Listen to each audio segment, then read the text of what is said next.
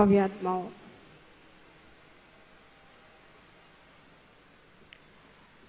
जगत काय स्वभावो व संवेग वैराग्यार्थम।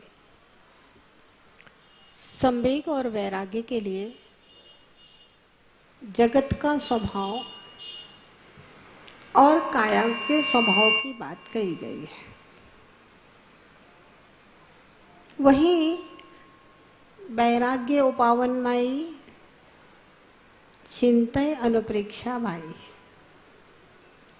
वैराग्य की उत्पत्ति के लिए द्वादश अनुप्रेक्षा के चिंतन की बात कही गई।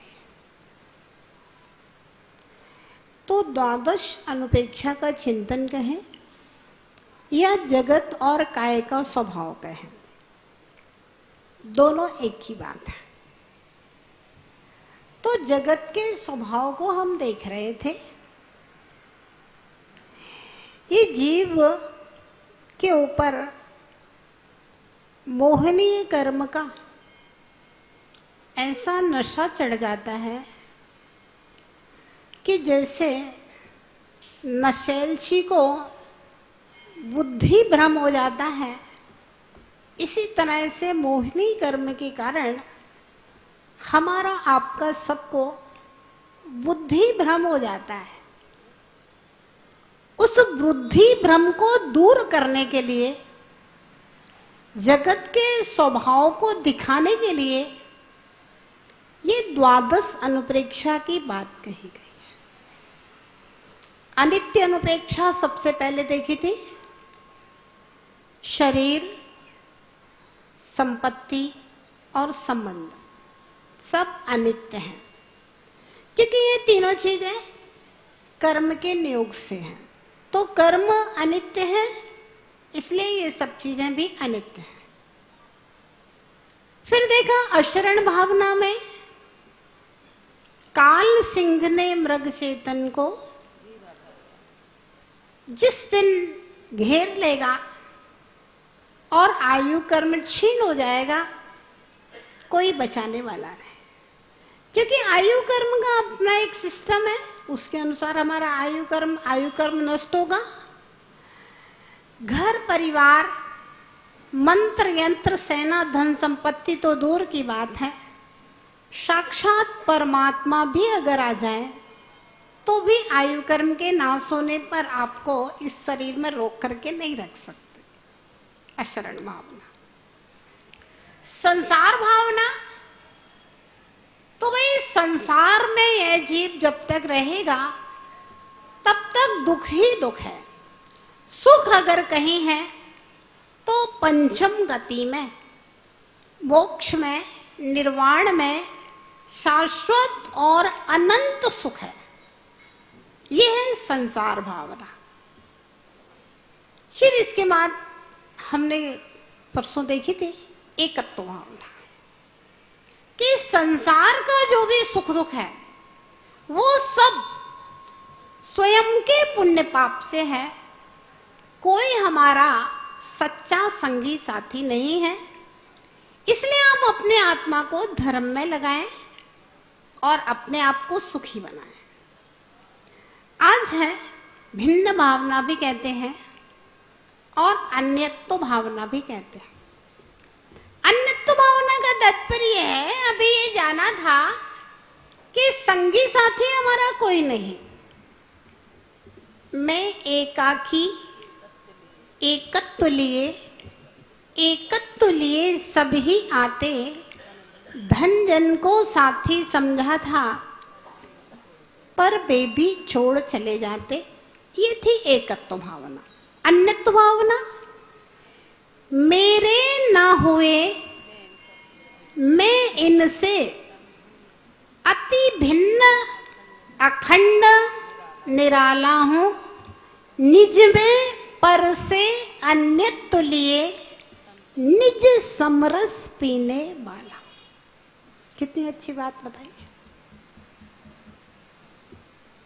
आज हमने तत्वार्थ सूत्र में असाता वेदनी कर्म के आश्रम पढ़े ना। दुख, शोक, ताप, आक्रंदन, बध, परिदेवन, स्वयं में, दूसरे में और दोनों में। अगर अन्यत्व भावना का चिंतन कर ले तो मेरे ना होए, ये सब मेरे हैं ही नहीं,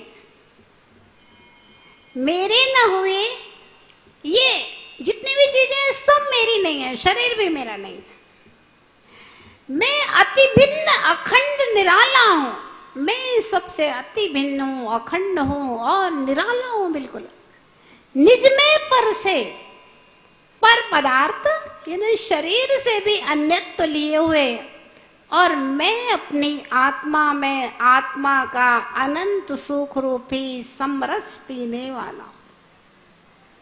और जब मुझे अपनी आत्मा में अनंत सुख दिखाई देने लगेगा तो बाहर के दुखों का असर मेरे ऊपर खत्म हो जाएगा, और मैं साता बेदनी को ना बांध करके, सॉरी, असाता बेदनी से छूट करके साता बेदी में पहुंचा। बहुत सुंदर उपाय है अन्यत्व भावना का चिंतन। अन्यत्व भावना का चिंतन करेगा, अपने आप पीड़ाएं समाप्त हो जाए।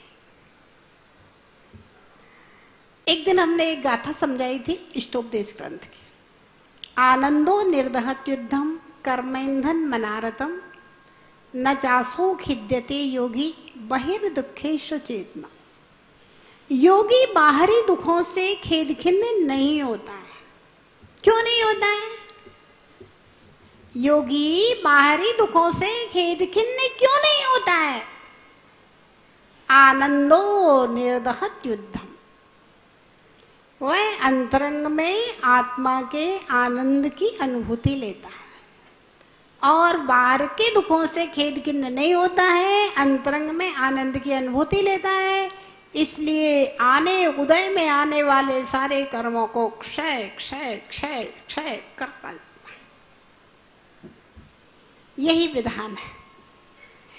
अन्यत्व भावना का चिंतन जब तक नहीं आएगा तब तक शुक्ल ध्यान नहीं होगा, तब तक कर्मों का संवर और निर्जरा नहीं होगी। इसलिए कहा, मोह रूप मृग तृष्णा जग में मिथ्या जल चमके, मृग चैतन्यत भ्रम में उठ उठ दौड़े थक थक के।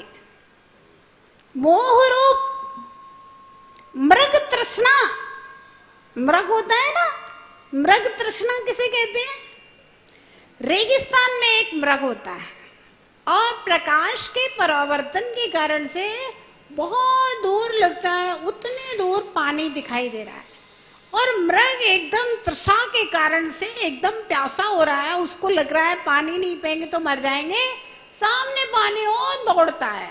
अब जब जितना दौड़ता है उतना ही आगे पानी, फिर और दौड़ा और पानी, और क्योंकि एक दृष्टि का एक निश्चित स्थान होता है जहां पर पानी दिखाई दे रहा है ना, उतना दौड़ेगा पानी उतने आगे दिखाई देगा और दौड़ेगा। मोह रूप मृग तृष्णा जग में मिथ्या जल चमके, झूठा जल चमकता है। झूठी प्यास है, प्यास तो सच्ची है, जल झूठा है। सुख की प्यास है और लगता है बच्चा बहुत पढ़ लिख जाएगा, ज्यादा धन कमाएगा तो सुखी होगा, ज्यादा धन भी कमाने लगा, पैकेज अच्छा मिल गया तब भी सुखी नहीं है, भाई शादी विवाह हो जाएगा तो सुखी हो जाएगा, शादी विवाह हो गया तब भी सुखी नहीं है, रोज घरवाली से लड़ाई होती है ना। सोचते हैं बच्चे हो जाएंगे तो सुखी हो जाएंगे, बच्चे हो जाएंगे तो बच्चे भी आड़े तिरछे हो गए और समस्या पैदा हो गई, व्यापारों की समस्याएं पैदा हो गई। मतलब मिथ्या जल चमके, बच्चे भी मान लो अच्छे हो गए तब भी कलह कलेश घर में सुख है क्या? या संसार विषय सुख होता, तीर्थंकर क्यों त्यागे, काहे को शिव साधन करते, संयम सो अनुरागे। क्यों संयम से अनुराग करते? अगर संसार में सुख होता तो घर गृहस्थी में ही अनुराग कर लेते। तो कहा मिथ्या जल चमके, पांचों इंद्रियों के विषय भोगों में मिथ्या झूठा जल चमकता है। मृग चैतन्यत भ्रम में उठ उठ दौड़े थक थक के, और ये चेतन रूपी मृग मेरी आत्मा दौड़ लगाती है और थक थक के फिर दौड़ती है, फिर थकती है, फिर दौड़ती है, और इंद्रियों के सुख में, संसार में सुख खोजते खोजते नरक और निगोदों में चली जाती है। जल नहीं प्राणे पावे, प्राण गमावे, भटक भटक मरता। मृग वह जल नहीं पाता है क्योंकि जल है ही नहीं, कहां मिलेगा। प्राण गमा देता है और भटक भटक के मरता है। वस्तु पराई माने अपनी, भेद नहीं करता। पर वस्तु को अपना मानोगे तो पर वस्तु अपनी होने वाली नहीं। जबकि आत्मा के अंदर अनंत ज्ञान, अनंत सुख, अनंत शक्ति और अनंत दर्शन छिपा हुआ है। आत्मा के अंदर ही अनंत सुख, अनंत शक्ति, अनंत ज्ञान सब कुछ है, लेकिन कहां छोड़ता है सुख को।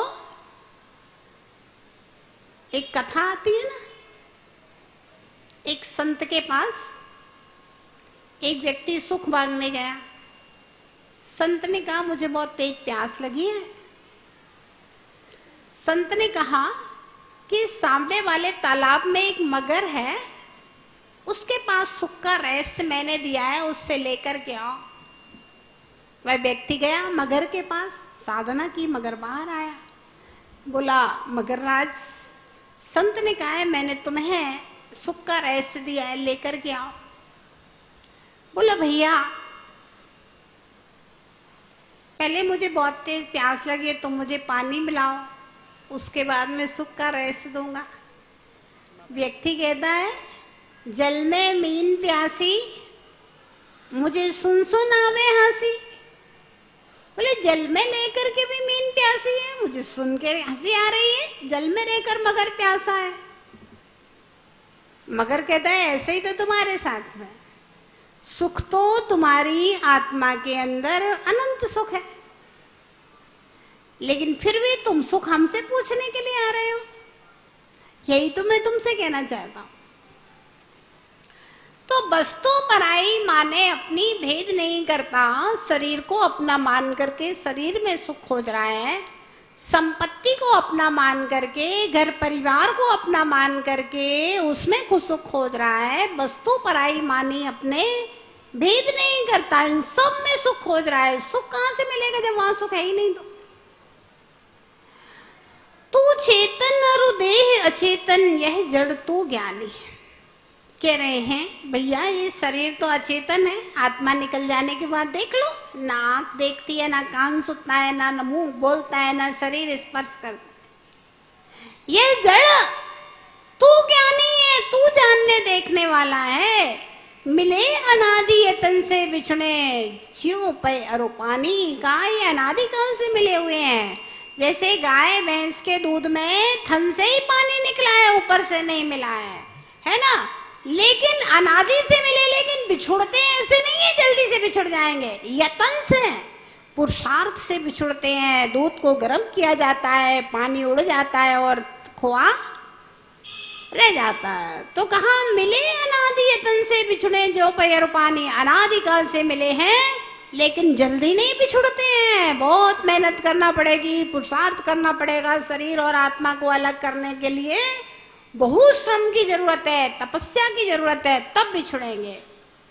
रूप तुम्हारा सबसे न्यारा, भेद ज्ञान करना, जोलो पौरुष थके न तोनो, उद्यम सोचना। कहा है आत्मन, रूप तुम्हारा सबसे न्यारा। हे आत्मन तुम्हारा रूप सभी पदार्थों से न्यारा है। भेद ज्ञान करना, अब तुम शरीर और आत्मा को अलग अलग जानो, अलग अलग मानो। और जोलो पुरुष थके न तोलो, उद्यम सोचना। जब तक इस शरीर में क्षमता है, शक्ति है, जब तक त्याग का, तपस्या का पुरुषार्थ करो, यही अन्यत्व भावना है। जब तक शरीर को अपना मानता रहेगा, तब तक शरीर की देखरेख में लगा रहेगा। और जब शरीर से भिन्न अपने आत्म स्वरूप का ध्यान करेगा, चिंतन करेगा, तब आत्मा के स्वरूप की प्राप्ति में पुरुषार्थ जागृत होगा। और वह पुरुषार्थ मोक्ष मार्ग को प्रशस्त करने वाला पुरुषार्थ होगा। गव्यात्मा ये है अन्यत्व भावना। शरीर भिन्न, आत्मा भिन्न। शरीर का स्वभाव भिन्न, आत्मा का स्वभाव भिन्न। शरीर जड़ स्वरूपी है, आत्मा चेतन स्वरूपी है। शरीर अनित्य है और आत्मा नित्य है। शरीर अपवित्र है और आत्मा पवित्र है। शरीर उत्पन्न होता है और आत्मा शाश्वत होती है। शरीर बीमार होता है, शरीर भोजन मांगता है, लेकिन आत्मा को ना दवा की जरूरत है ना भोजन की जरूरत है। तो इस शरीर के चक्कर में लगा लगा आत्मा, शरीर में कोई सुख नहीं है, आत्मा के अंदर अनंत सुख है। ऐसा आत्मचिंतन इस जीव के लिए दुखों से उठा करके सुख की ओर प्रवर्तन कराता है, पुरुषार्थ को प्रवर्तन कराता है, त्याग और तपस्या में आत्मा को लगाता है।